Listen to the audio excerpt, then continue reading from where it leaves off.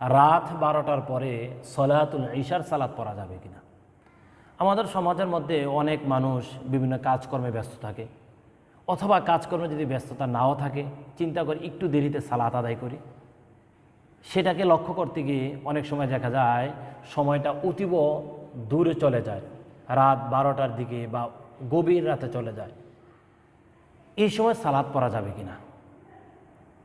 মূল বিষয় হচ্ছে সলাতুল ইশা পড়তে হবে আপনার রাতের 1/3 অর্থাৎ আপনি যদি রাতটাকে যদি 3টি ভাগ যদি করেন তাহলে 1/3 মধ্যে আপনার সলাতুল ইশা শেষ করতে হবে।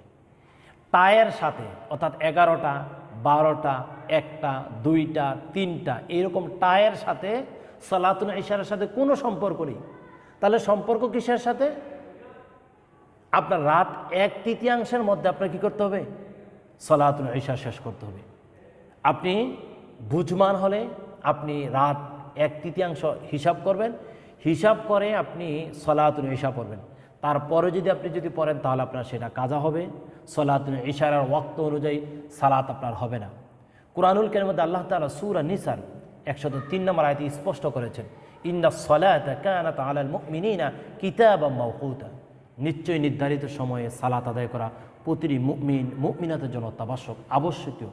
তাহলে আমরা চেষ্টা করব প্রতিটি সালাতই তার নির্ধারিত সময়ে সালাত আদায় করার জন্য। আল্লাহ তাআলার কাছে ফরিয়াদ করতে আল্লাহ তাআলা আমাদেরকে যথা নিয়মে ওয়াক্ত মতন প্রতিটি সালাত আদায় করার তৌফিক দান করুক। আল্লাহুম্মা আমিন।